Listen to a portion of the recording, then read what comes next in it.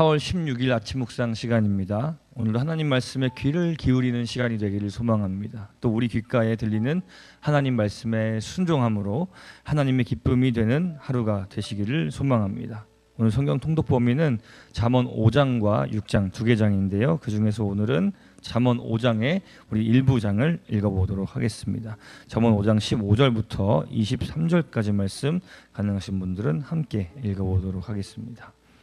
너는 내 우물의 물을 마시고 내 샘에서 솟아나는 물을 마셔라. 어찌하여 내 샘물을 바깥으로 흘려보내며 그 물줄기를 거리로 흘려보내려느냐.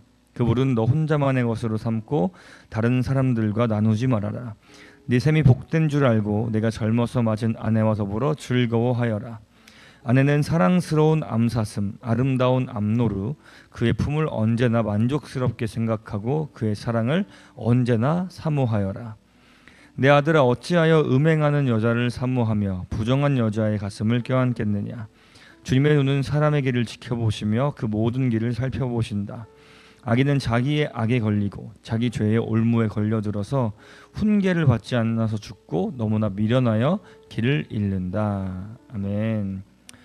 오늘 본문인 5장과 6장의 전체를 보면 매우 다양한 주제의 격언들을 우리가 만나볼 수 있는데요. 그 중에서 오늘은 5장과 6장에 공통적으로 나오고 있는 주제인 아내를 사랑하는 것, 더 넓게는 부부가 서로를 온전히 사랑하는 것에 대한 조언을 살펴보도록 하겠습니다.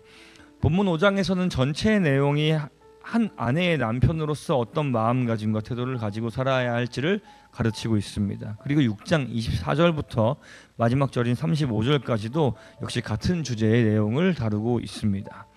본문에서는 남편의 경우를 다루고 있긴 하지만 당시의 이 시대상이 반영되어 있다라고 생각하면서 보면 이 본문은 남편의 태도를 다루는 것으로만 이해할 것이 아니라 아내의 태도, 즉 그러니까 결혼을 해서 짝을 이룬 사람이 배우자에 대해서 어떠한 태도와 책임감을 가져야 하는지에 대해서 조언하는 내용이라고 봐야 할 것 같습니다. 먼저 1절에서는 매 장이 그렇듯이 명철의 귀를 기울이라는 말을 거듭 강조하고 있고요. 3절부터 본격적인 내용이 시작됩니다. 3절부터 14절까지는 음행하는 여인을 주의하라 하는 내용입니다. 성경에 음행하는 여인을 경고하라는 내용은 매우 자주 등장을 하는데 때로는 이 여인을 이 비유로 사용해서 우상 숭배라든지 거짓 교사라든지 사탄과 같은 존재를 이제 지칭하는 어떤 비유로 지칭하는 그런 경우도 있는데 오늘 본문에서는 그런 것과는 상관없이 순전히 이제 음행을 하는 것에 대한 경고, 즉 7계명, 간음하지 말라라는 계명의 이 실제적인 요소를 다루고 있는 것이라고 보는 것이 훨씬 더 타당할 것 같습니다. 구체적으로 어떤 것을 그럼 이야기하고 있습니까? 음행하는 여자의 입술에서는 꿀이 떨어진다.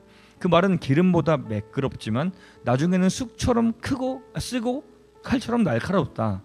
음녀의 속삭임을 처음 들을 때는 이 잘못된 것이라는 생각은 하지도 못할 정도로 매우 달콤하고 매력적이고 듣기가 좋습니다. 그 달콤함에 넘어가 버려서 이성이 마비되어 버리면 옳고 그름에 대한 판단은 이미 뒷전이 되어 버리게 되는 것이지요.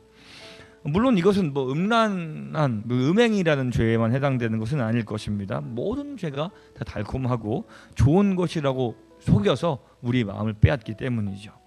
그러나 어쨌든 이 음행에 대한 결과는 어떻습니까? 쑥과 같다, 칼과 같다, 아주 쓰고 치명적이라는 것이죠. 오늘 본문에 따르면 간음한 자의 결국은 생명의 길로 걸어가지 못하게 되거나 영예와 세월을 빼앗기게 되거나 재물을 빼앗기는 등 이 비극적인 모습일 것이며 결국 종말이 올 때에서야 모든 것이 망가지고 한탄하고야 만다는 것입니다. 혹시 소위 그 막장 드라마라고 불리는 그 드라마들을 보신 적이 있으시다면 간음한 자, 바람을 핀 자가 결국 어떤 결말을 맞이하게 되는지 그 장면들이 떠오르실 것입니다. 자, 그렇다면 올바른 태도가 무엇이냐? 15절부터 한번 읽어볼까요? 너는 내 우물의 물을 마시고 내 샘에서 솟아나는 물을 마셔라.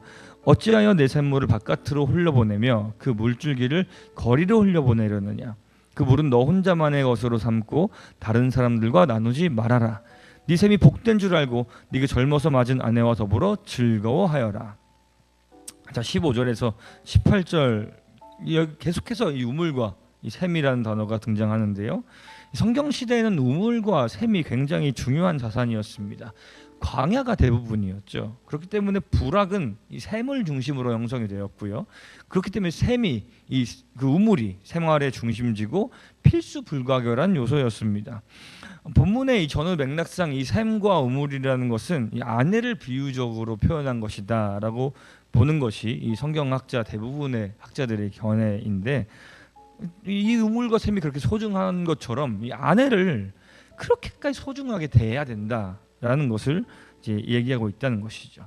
그리고 이 샘에서 솟아나는 물을 마시라는 것은 부부간의 성적 결합을 의미하는 비유로 이 건전하고 순전한 결혼 생활, 즉 앞에 이제 음녀의 이야기와는 대조적이죠.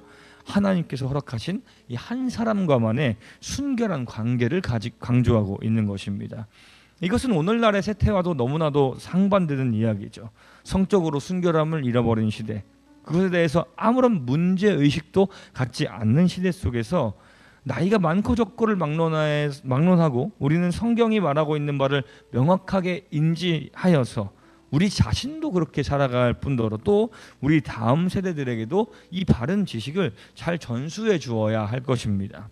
하나님이 정하신 이 세상이 돌아가는 이 법칙을 명확하게 알고 지켜야 합니다. 타협해서는 안 되는 것이죠. 19절에서도 이제 암사슴의 비유를 얘기하고 있는데 이것도 마찬가지입니다. 암사슴은 보통 이제 아름다운 여성에 대한 비유에 잘 이제 활용이 되는데요. 자신의 아내를 이 암사슴과 같이 가장 아름다운 존재로, 가장 귀한 존재로 여기고 다른 데 한눈 팔지 말고 욕심 부리지 말고 하나님께서 주신 그 아내를 가장 소중히 여기라는 말씀인 것이죠. 그리고 이 모든 격언의 마지막에 저자인 솔로몬은 이 조언을 제대로 지키지 않음으로 말미암아 생길 수 있는 이 비참한 상황들을 강하게 언급하면서 이 조언을 새겨 들어야 된다라는 것을 이야기하고 있는데요.